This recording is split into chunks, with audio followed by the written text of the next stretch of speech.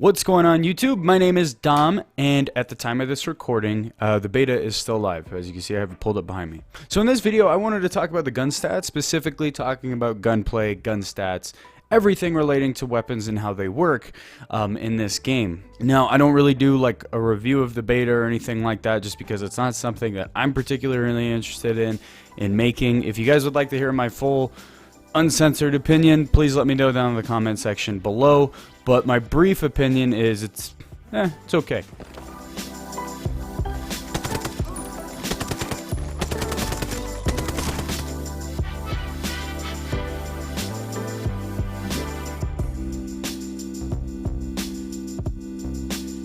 So sort of a general overview of the gunplay and how everything worked out for me.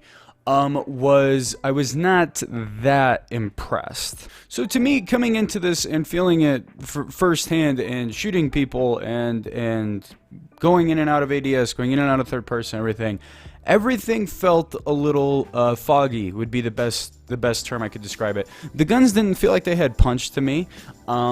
It didn't feel like I was firing an actual weapon. Sometimes when you have the suppressor on, they all sound like a BB gun, and for the most part, everything handles very similarly. There's hardly differences, hardly noticeable differences for me, and it feels very similar to Wildlands in that respect. I didn't think that there was a big step up here.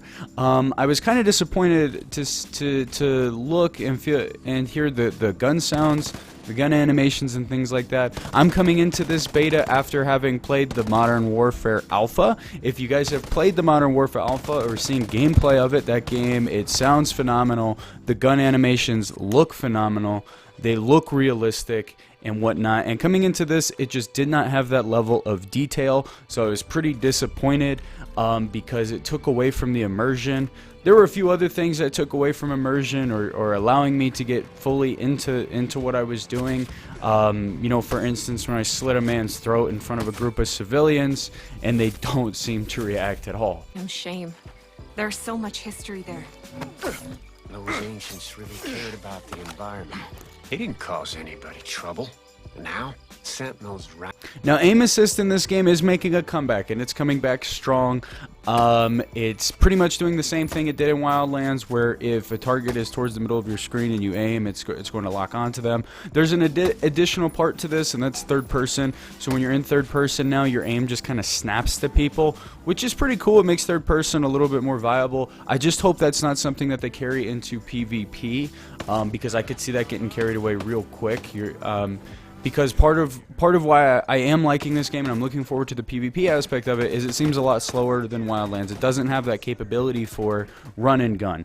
Because the movement's a lot slower, because you're not as agile, you have stamina meters that really make a difference.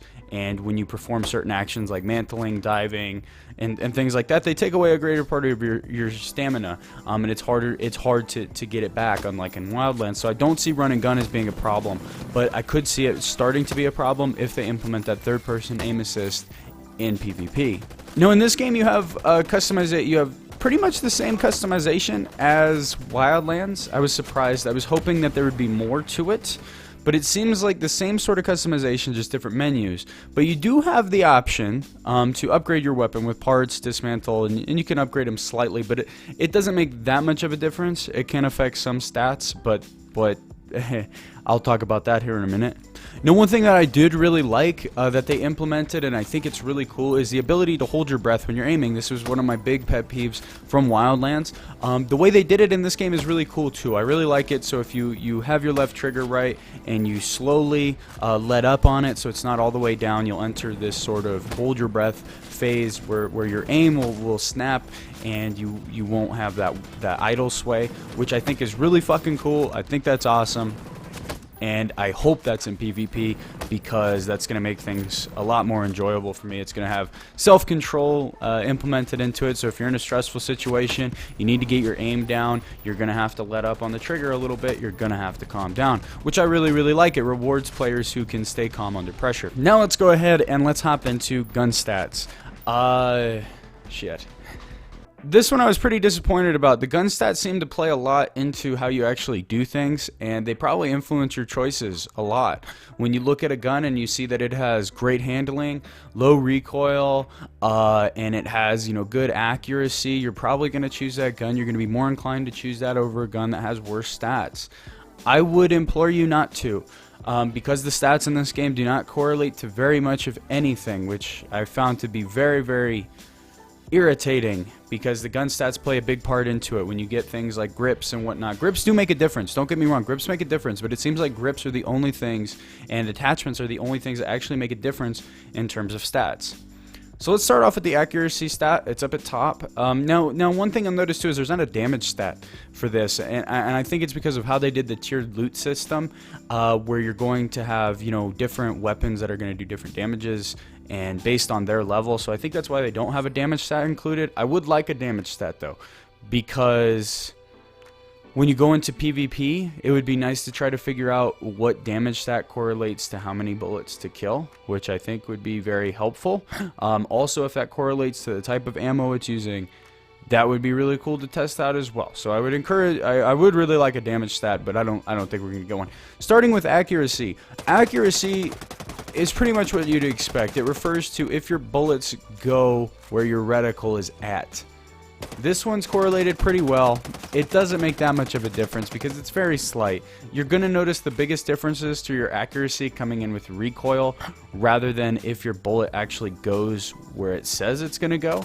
I find for the most part, if you're putting 5 bullets into a target, if your accuracy is great, all 5 of those bullets are going to hit. If your accuracy stat is horrible, maybe 3 bullets are going to hit, but it's still probably going to kill them. It's not going to make too much of a difference. Handling was the one that I went into the most. I dove into it a little bit because I wanted to figure out exactly how it worked. Now, with handling, it's actually described in the game as referring to your time to aim and your recoil management. I thought that was really weird that they put a recoil management as part of your handling stat and not as part of your recoil stat.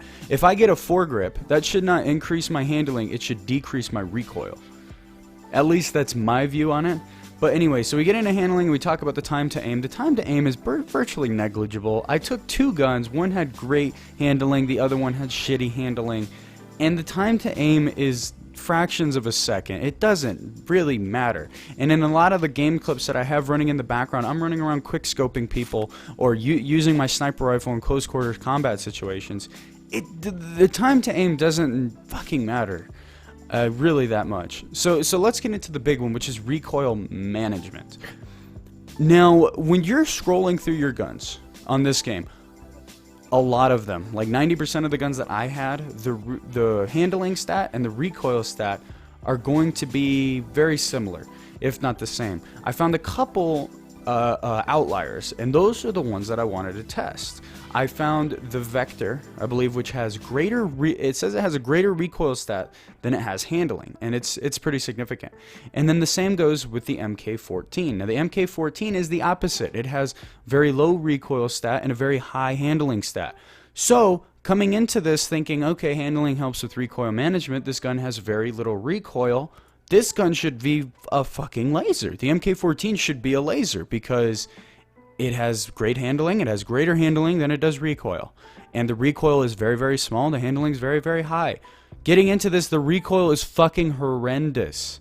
Your handling does nothing to help you with it. But it says handling affects recoil management. Do I have to get a grip on this thing or some sort of underbarrel attachment in order to see an improvement in my recoil? It says it has no recoil, like virtually no recoil. Yet, and the handling's great. But the fucking recoil is terrible. And then you get into the Vector, and the Vector's the opposite. It has greater recoil than it does handling. But the recoil is almost non-existent. It's frustrating, it's weird, it doesn't really seem to correlate to anything. Handling, you can kind of just brush it aside, it doesn't really mean much. Range, that one's pretty obvious. It's how far your bullet can travel before bullet drop kicks in. I'm not really too worried about this right now. Mobility. The mobility stat was probably the most frustrating for me because it doesn't seem to mean anything. Weird, right? It doesn't fucking seem to do anything.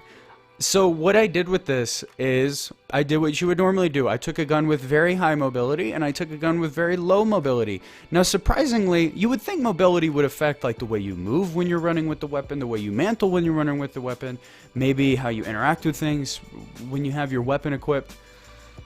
Nope. Nope. So I took the Bullpup PDR, which was surprisingly my lowest mobility gun. It's a personal defense rifle, right? It's very small, very compact. Why does it have terrible mobility? I don't know. And then I took, surprisingly, one that had very high mobility, which was a shotgun. The SASG, I think it was. I don't know why. And what I did was, I did the first thing that you would do when you want to figure out, okay, how does this gun aid in my mobility or hinder my mobility? So I took the gun out and I ran down a hill. And it was the same with both guns. The same outcome. Exactly. And then I decided, okay, well, if it doesn't help me in tough terrain situations, maybe it helps me sprint. No, doesn't. Okay, well, if it doesn't help me sprint, does it help me with stamina? No. Okay, well, if it doesn't do any of that stuff, does it help me with agility, mantling over objects and things like that? No. Okay. One last thing, let me go shoot some people with it and let me see what happens. Does it affect my movement when I'm aiming down sight? So what the fuck does this do? And this especially grinds my gears, oh god. And this especially messes with me when it's advertised as something that makes a difference. When you can upgrade the gun for mobility. You can spend your hard-earned parts on upgrading this thing's mobility, and you have not jack shit to show for it. And I tried looking through the perks, looking for something that increased mobility, so maybe it would give me a little description, like it did with handling. Nothing. Nothing about mobility. So right now, as it stands, stats don't really account for much. At all.